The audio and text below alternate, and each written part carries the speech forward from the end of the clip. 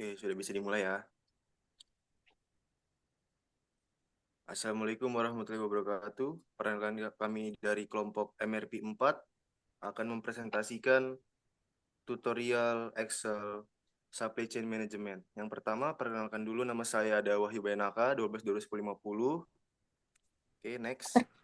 Perkenalkan, nama saya Nurhaliza Dinda Pratiwi dengan NIM 12221063. Saya Salsa Tenda dengan NIM 12221073. Saya Nur Almeida dengan NIM 12 1039. Perkenalkan, nama saya Muhammad Ibrisi, 12211060. Saya Andia Skafirkana dengan NIM 12221047. Oke, lanjut. Di sini saya akan membacakan studi case-nya.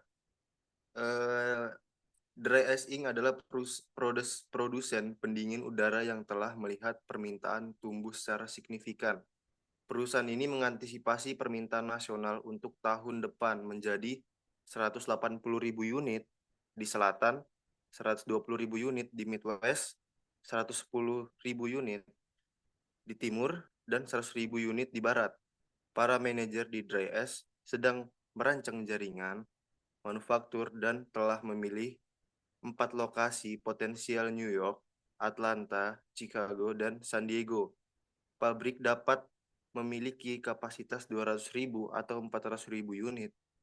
Biaya tetap tahunan di 4 lokasi tersebut ditunjukkan pada tabel 5 dan 6 bersama dengan biaya produksi dan pengiriman AC ke masing-masing 4 pasar, di mana sebaiknya Dry Ice membangun pabriknya dan seberapa besar pabriknya.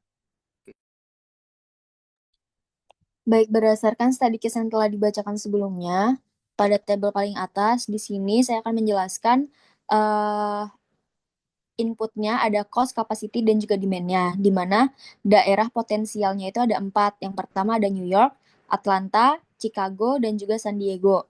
Dengan demand atau permintaan di bagian East sebesar 110.000, South 180.000, Midwest 120.000, dan juga West 100.000. Dan fixed cost pada bagian opsi pembukaan dengan kapasitas rendah, di situ ada kolom fixed cost dan juga low capacity. Maksudnya adalah itu merupakan biaya tetap yang dibutuhkan dalam membangun pabrik dengan kapasitas yang rendah untuk tiap masing-masing daerah potensial. Contohnya seperti di New York sebesar 200.000, di Atlanta 200.000, Chicago 200.000, dan juga San Diego 200.000. Dan untuk opsi pembukaan dengan kapasitas tinggi, fixed cost-nya untuk tiap daerah potensial adalah 10 juta, 9.200.000, 9.300.000, dan 10.200.000.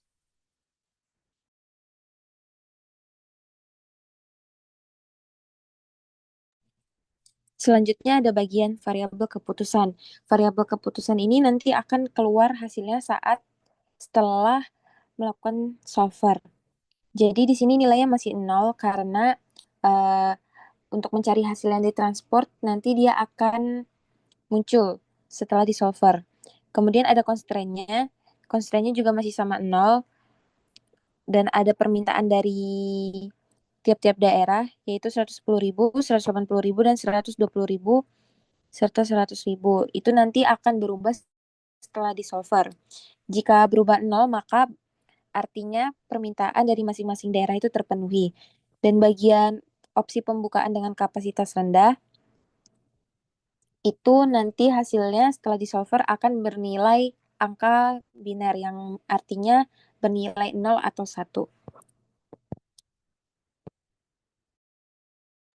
Baik, selanjutnya saya akan mengolah data menggunakan solver yang sudah dijelaskan oleh teman saya.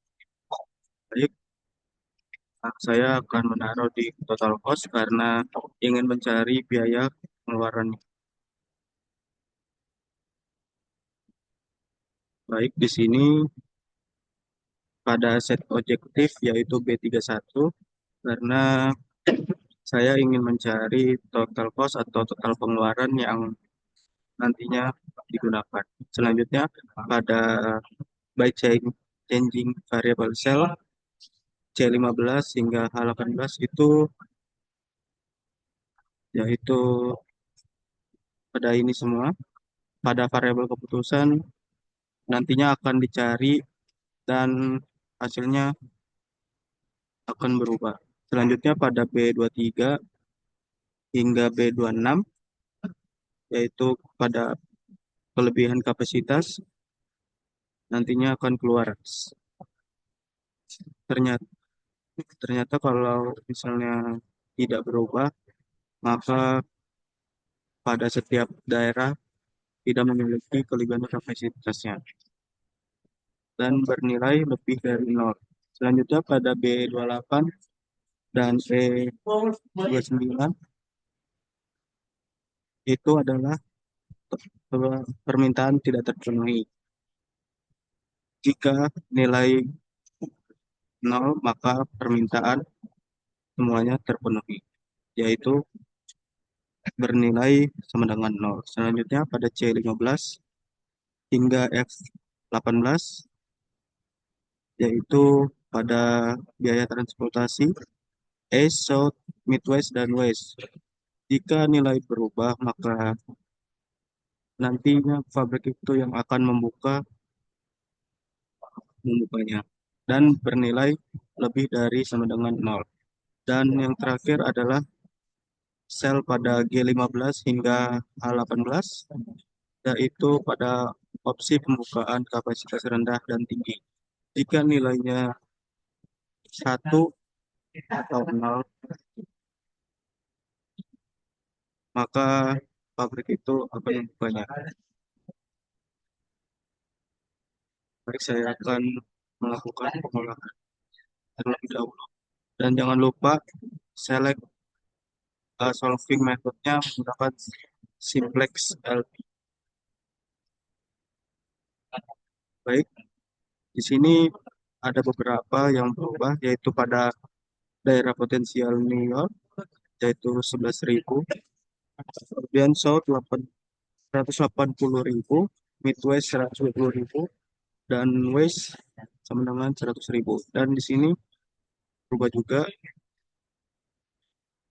Setelah itu pada total cost atau pengeluarannya sebesar 123. Mungkin bisa dilanjut oleh teman saya.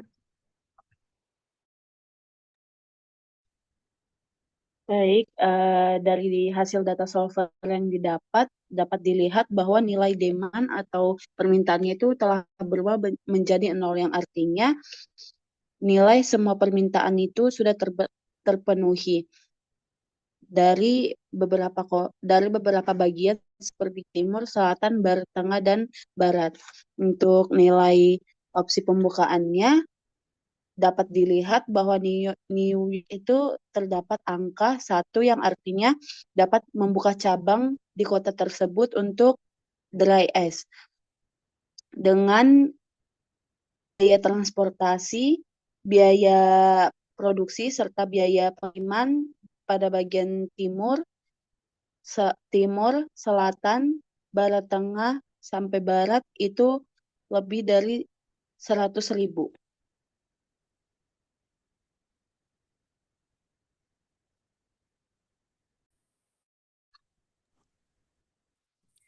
Oke, selanjutnya, berdasarkan hasil perhitungan, hanya pabrik di New York yang dibuka karena hasil keputusan untuk lokasi tersebut bernilai 1.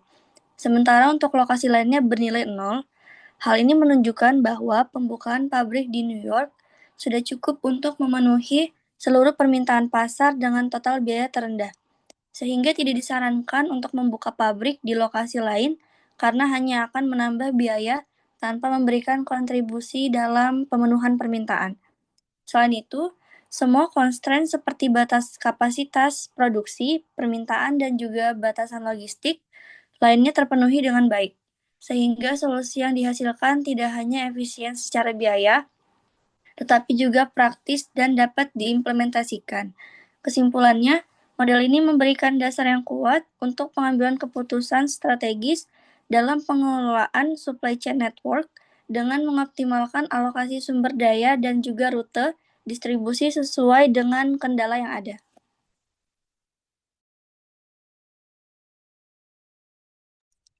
Baik, mungkin cukup sekian presentasi yang bisa kelompok kami sampaikan. Kurang lebihnya mohon maaf. Assalamualaikum warahmatullahi wabarakatuh.